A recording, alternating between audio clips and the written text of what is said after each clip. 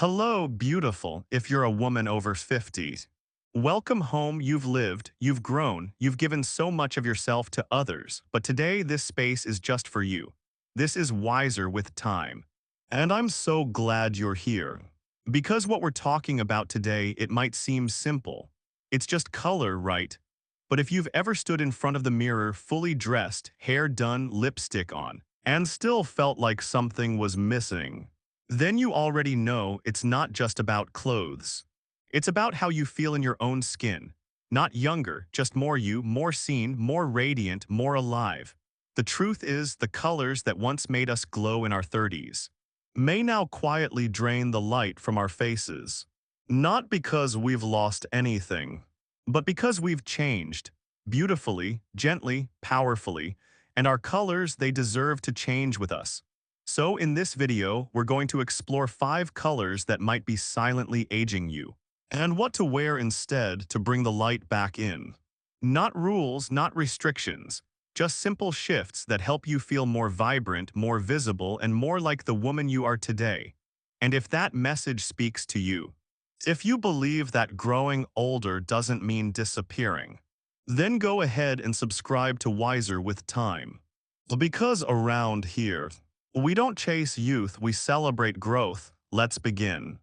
Let's begin with something quiet, but transformative, because sometimes the things that change how we feel aren't loud, they don't shout, they whisper, and color is one of those whispers. For many women over 50, color becomes complicated, not because we stop caring, but because the colors that once lit up our face suddenly don't, and we don't know why. It's subtle. You catch your reflection in the mirror and think, "As I look tired." Even though you're not, you think maybe it's the lack of sleep, or the lighting, or maybe you just need more makeup. But the truth, it might be your shirt, because after 60 our features soften, our hair lightens. The natural contrast between our skin, eyes, and hair begins to fade. Gracefully, beautifully, but our wardrobes, they often don't get the memo. We keep reaching for the colors we wore in our 30s and 40s. Because they used to work. They used to make us feel powerful, bright, alive, but now they drain us, not because we've lost anything, but because we've evolved, and our colors need to evolve with us. So let's begin gently with 2 colors that many women still wear every day. Colors that once felt elegant, safe, effortless, but now they may be quietly aging you. First, white, not just any white. Icy white, bright, cool-toned. Crisp, the kind you see in cotton shirts, formal blouses, summer linens. For years, it worked. It made you look clean, pulled together. It had that fresh, no-fuss vibe that just felt right. But here's the problem, that bright white. It reflects light harshly, especially on mature skin. It bounces shadows into the hollows of your cheeks. It emphasizes the lines around your eyes. It washes out the natural warmth of your skin. And if your hair is silver, salt and pepper, or snow white, icy white can make you look ghostly. Flat, dull, not because you are, but because the light has nowhere to go. It's not your face, it's the fabric. But the solution is beautifully simple.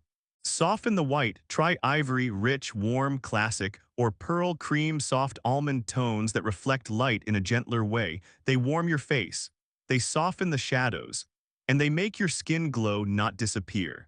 I once worked with a woman in her late 60s. She loved white shirts, said they made her feel sharp. But she was constantly asked if she was tired. Then we tried a soft ivory blouse. Same style, same shape, just a different tone. And suddenly people said, "Oh, you look rested. Oh, you look happy. Oh, you look like you." Nothing changed except the color. That's the quiet magic of warmth. And if you still love crisp white, you don't have to give it up. Just wear it away from your face. A white skirt, a handbag, shoes, or pair it with gold jewelry, a warm blush, or a lipstick that brings color back to your cheeks. You don't have to let go of white, just meet it again.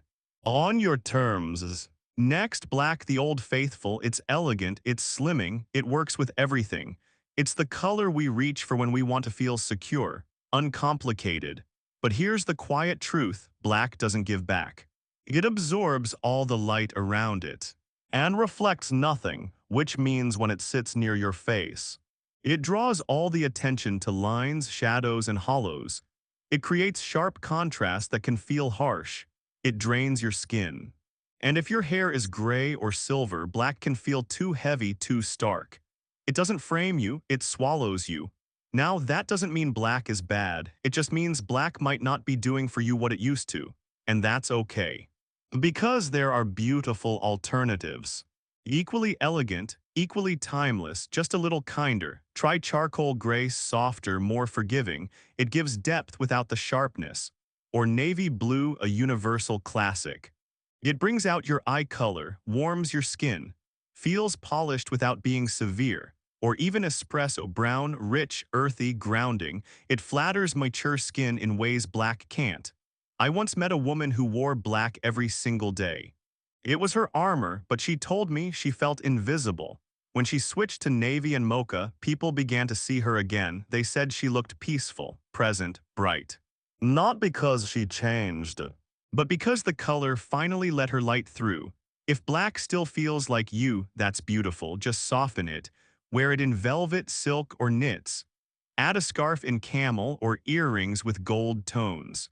Let the color frame you, not fade you, because at this stage of life, style isn't about fitting in.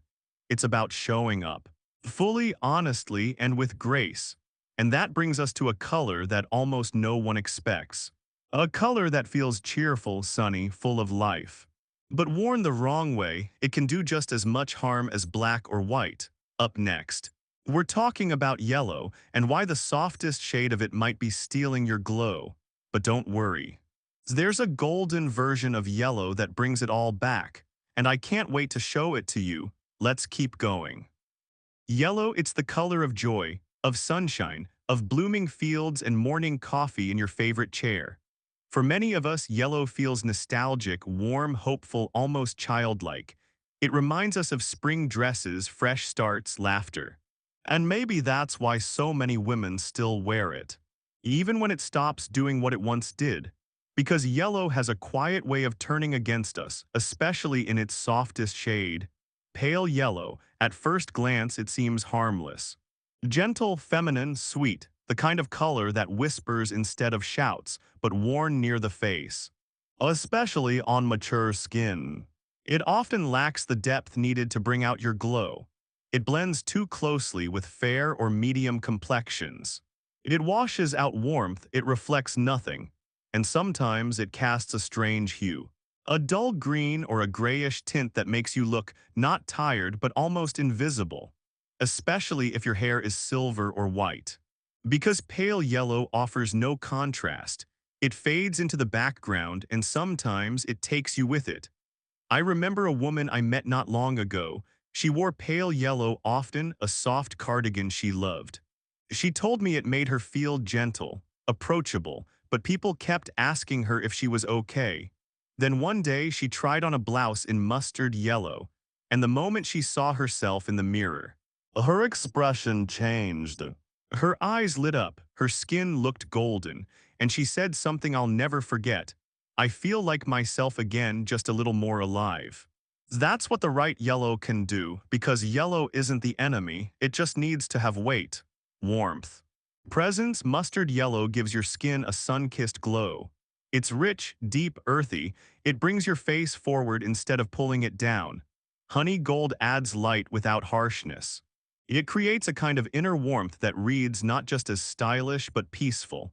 And for more vibrancy, try deep saffron or amber. These colors bring life to your cheeks. They make your eyes sparkle. They don't overpower, they enhance.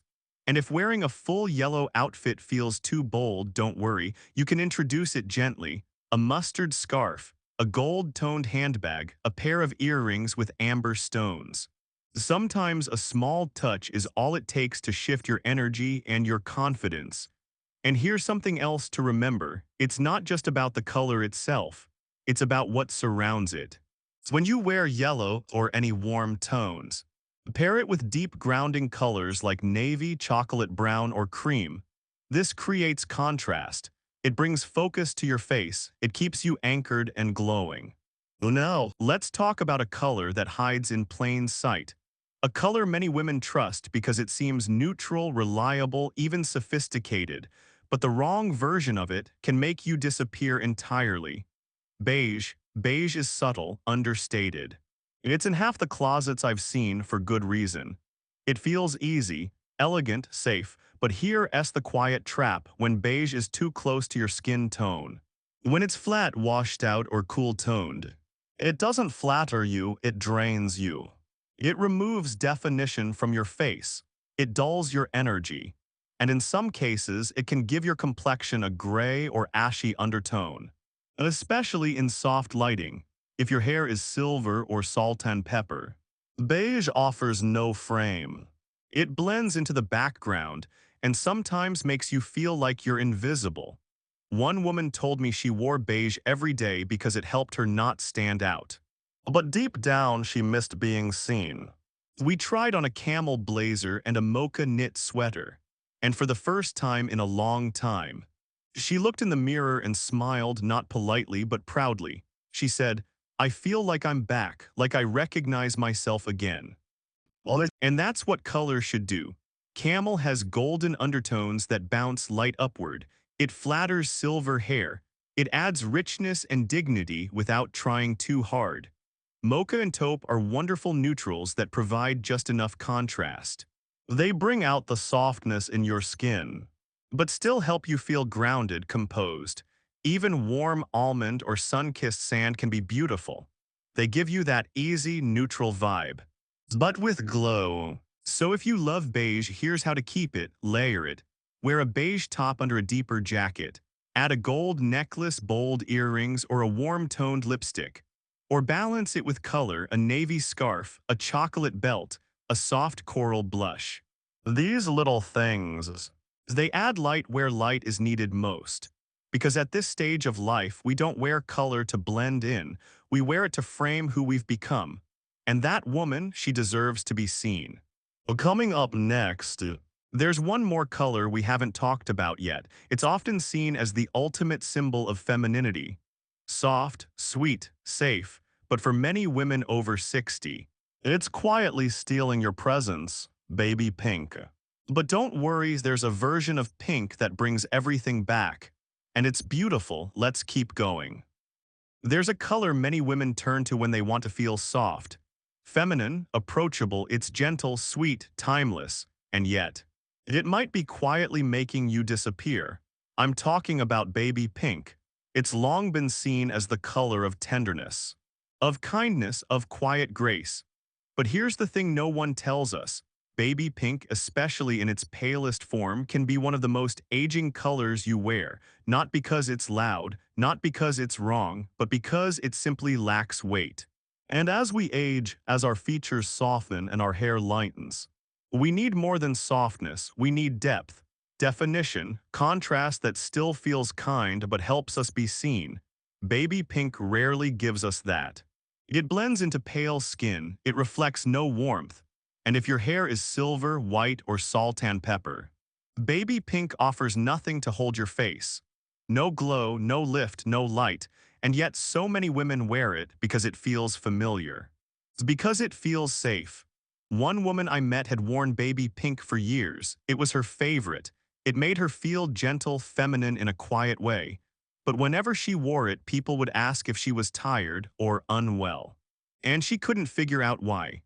Until the day she tried coral, it wasn't bold, it wasn't loud, but it had warmth, presence, life. She looked in the mirror, paused, and said softly, "I feel like I'm still me, just more alive." And that's exactly what the right pink should do. So what should you wear instead? Let's start with rose pink. It's deeper than baby pink, but still gentle. It flatters almost every skin tone. It brings out the blush in your cheeks, the warmth in your eyes. It feels natural, effortless, but elegant. Then there's coral pink, a perfect blend of pink and orange undertones. It lifts your skin, draws attention to your smile, adds energy without overpowering your presence. And for days when you want something richer, something with a little more emotion, try raspberry or dusty mauve. Raspberry brings structure and vitality. Mauve adds sophistication with just the right amount of softness. These tones don't shout, they glow, they wrap you in a kind of warmth that says, I'm here fully, proudly, soft, but not invisible. If you're not ready to give up soft pinks completely, that's okay. You don't have to. Start with a scarf. Try rose-toned earrings or a soft coral lipstick. Let your accessories do the talking while you adjust. You can also layer your baby pink pieces with richer tones, a dusty pink blouse under a camel jacket, a soft rose top paired with mocha trousers. These pairings anchor the look. They give your face something to respond to, something to reflect. Prints are also your friend. A floral dress that mixes pinks with warm neutrals. Gives you the femininity you love, without the flatness that baby pink alone can bring. And don't forget the power of makeup. A rosy blush. A berry-toned lip. They echo the color of your clothes and add life to your skin. In the most natural way. Because it's not about hiding behind color, it's about choosing shades that support your story. And your story, it's full of strength. Gentleness, depth, and light. You haven't lost your glow. You simply need colors that are willing to help you shine. The right pink isn't about looking younger, it's about looking present, centered, fully yourself. Coming up next, let's take this journey one step further. We've talked about the colors that no longer serve you, and how to meet their better, softer versions. But how do you know which colors are truly yours? How do you build a wardrobe that doesn't just flatter you, but reflects the woman you've become? In the next part, we'll explore how to find your personal palette, how natural light, hair color, and subtle undertones can guide you home to a wardrobe that doesn't just fit. It feels right. Let's keep going. We've talked a lot about what no longer serves you, the colors that once lifted you, but now quietly pull you down. But here's the thing. Knowing what to avoid is just the beginning. What really changes everything is knowing what to embrace. Because at this stage of life, you're not here to follow trends, you're here to follow truth, your truth. And that begins with finding the colors that feel like you, not the you from 30 years ago, not the version others expect, but the woman you've become, wise, warm, luminous in her own way. So how do you find your colors? It starts with something beautifully simple, light. The most powerful tool in your wardrobe is a window. Sounds strange, I know. But the light you see yourself in determines everything. Artificial light, harsh dressing room bulbs, overhead fluorescence. It can distort everything, make you look tired or yellow or washed out. But natural light, it tells the truth. So the next time you're holding up a blouse, or trying a lipstick, or even choosing earrings, step near a window, let the daylight hit your face. Does your skin glow? Do your eyes brighten? Does your expression soften, or do you look tired? Flat faded, your skin will tell you, your face will know, because the right color lifts you, even without makeup, even without effort, it just feels right. And here's something else to consider, your hair. Not the color you once had, but the color you have now, because your hair frames your face. And it affects how every other color interacts with your skin. If your hair is silver, white, or salt and pepper, you'll likely glow in warm neutrals and rich jewel tones. Camel, mocha, deep plum, emerald, sapphire. These colors create a beautiful contrast with the cool tones of your hair, bringing warmth and clarity back to your skin. If your hair is still dark brown or black, natural or dyed, go for richness and depth. Burgundy, espresso, navy, teal, they echo your strength without overpowering your presence. And if your hair is blonde or soft gray, your best friends may be muted, elegant shades. Peach, dusty rose, soft lavender, powder blue. These tones mirror the gentleness in your hair, creating harmony instead of conflict. Remember, it's not about matching your past. It's about meeting yourself now, with love, honesty, and style. But what if your closet still feels like a stranger? What if most of what you own doesn't feel like you anymore? Here's the best advice I can give. Start small. You don't need a makeover. You don't need to throw everything out. You just need one color at a time. Try a scarf in ivory instead of white, a cardigan in rose instead of baby pink, a lipstick in coral instead of beige. Feel how it changes your energy, how people respond to you. How you respond to these little choices. They begin to stack up, and slowly your wardrobe starts to feel like a reflection, not of who you were, but of who you've become, the version of you that's still evolving, still radiant, still surprising herself. And here's the truth, you don't have to wear a color from head to toe to own it. Sometimes it's just in the details, a necklace, a silk scarf, a soft eyeshadow, a well-chosen pair of earrings.